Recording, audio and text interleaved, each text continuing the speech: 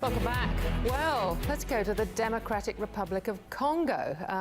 It's Africa's top copper producer and the world's leading miner of cobalt, a mineral essential for the batteries that power electric vehicles and mobile devices.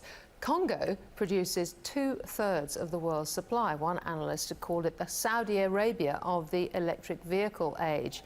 With demand skyrocketing, the price of the metal has tripled since mid-2016, and at one point it's quadrupled.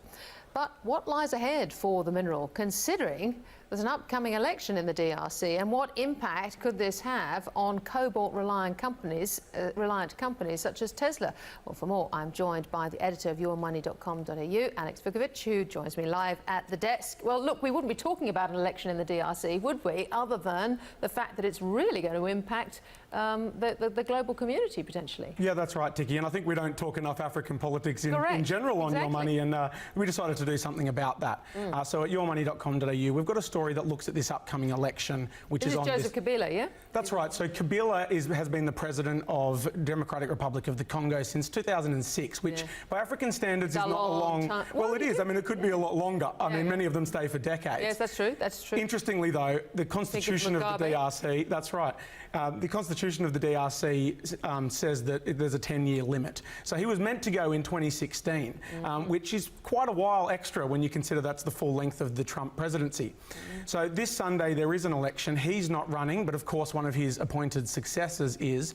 And I spoke to a journalist today based in Congo, Brazzaville, the neighbouring country, and she said, you know, the opposition is not doing well, a range of problems going on with the election there. So sadly, many of the problems that are often present. Why is the election result going to impact the production and access to cobalt? So as you say, Ticky, I mean, the Democratic of the Republic of the Congo, perhaps best known for being the host of the Rumble in the Jungle, apart from that, best known as really a place that has vast mineral wealth, as you say, and in particular cobalt.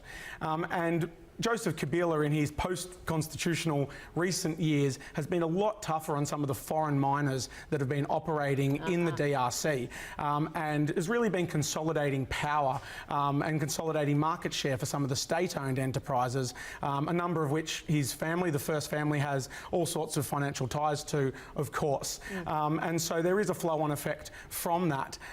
As well as that, the outcome of the election will have a big impact on the politics of the country, which is, you know, really mired in conflict and has been for some time. And in the eastern region, there are a number of rebel groups who sort of control mines, artisanal mines, in that area where they're producing this cobalt. So, you know, whatever happens this weekend, mining companies around the world are looking closely. And indeed, not just the energy companies who are, you know, a bit more used to operating in these kinds of complex developing countries, but also the tech giants.